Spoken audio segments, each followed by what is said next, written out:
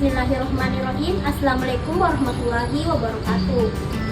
Perkenalkan, nama saya Kartik Putri. Di sini saya akan sedikit menjelaskan materi-materi tentang psikologi agama.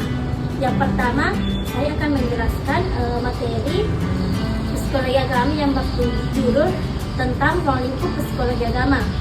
Psikologi agama merupakan cabang dari psikologi yang membahas tentang kejiwaan, di mana psikologi ini yang berhubungan dengan keagamaan.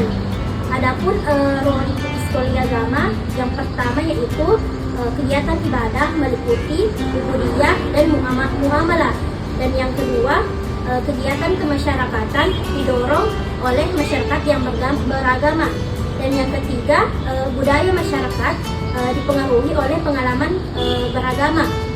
Adapun ruang lingkup psikologi agama dalam kajian yang pertama yaitu mempelajari, menghayati, dan memberikan kepercayaan bagaimana seseorang percaya terhadap Tuhannya. Dan yang kedua, mempelajari, menganalisis, dan meneliti kepercayaan seseorang adanya kehidupan setelah mati. Dan yang ketiga, mempelajari dan menghayati ayat-ayat suci Al-Quran. Dan yang keempat, mempelajari dan menghayati adanya surga dan neraka. Baik, selanjutnya saya akan membahas materi kedua yang berjudul gejala-gejala keagamaan pada manusia. Yang pertama, bentuk-bentuk keagamaan. Yang pertama seperti ritual keagamaan seperti doa,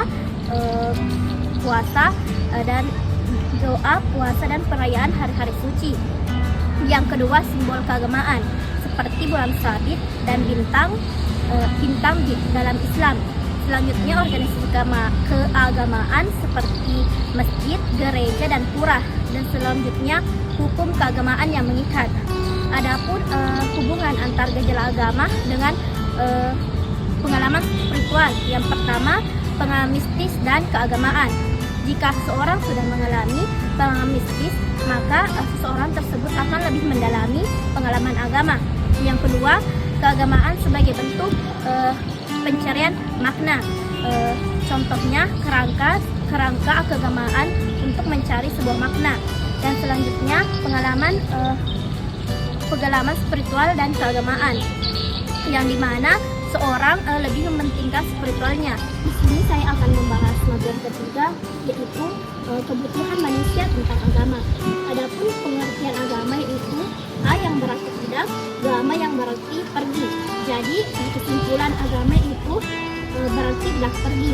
Adapun teori dalam psikologi agama yang pertama itu teori monistik, yaitu teori yang bersumber dari kejiwaan hanya satu sumber.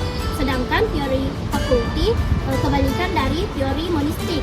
Adapun pembagian teori fakulti yang pertama cipta seperti intelektual, rasa emosi, karsa yang berarti perasaan. Selanjutnya saya akan membahas materi yang berjudul fungsi agama bagi manusia. Adapun fungsi agama yang pertama, fungsi agama bagi kehidupan dan fungsi agama bagi masyarakat. Fungsi agama bagi masyarakat terbagi yaitu berfungsi sebagai edukatif, penyelamat, perdamaian, sosial kontrol, pembukaan rasa solidaritas, transformatif, kreatif, dan sublimatif. Selanjutnya itu fase perkembangan agama pada manusia. Fase perkembangan agama manusia yaitu fase perkembangan agama pada anak, dewasa, remaja, dan lansia. Adapun menurut fase ini, manusia dilahirkan mempunyai beberapa keinginan, yaitu keinginan untuk perlindungan, yang kedua keinginan untuk pengalaman baru, yang ketiga keinginan untuk membuat tanggapan, dan yang keempat keinginan untuk dikenal. Adapun tingkatan dalam proses perkembangan ini yaitu tingkatan dongeng, tingkatan kenyataan, dan tingkatan individu.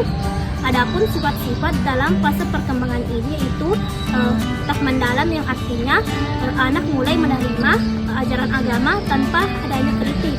Yang kedua, egosentris, yang artinya anak menerima ajaran dengan menggunakan ego. Selanjutnya autotropius, yaitu di sini anak menerima ajaran agama melalui kehidupan di sekitarnya. Baik, saya akan membahas materi terakhir, yaitu pengaruh faktor sosial dalam perkembangan agama pada manusia. Agama pada manusia merupakan suatu perkataan yang senang diucapkan dan mudah pula diartikan. Faktor sosial dalam perkembangan agama pada manusia yaitu komunitas dan identitas, norma dan nilai, interaksi antar kelompok, pendidikan dan penyebaran informasi, dan yang terakhir perubahan sosial seperti urbanisasi, migrasi, dan perubahan.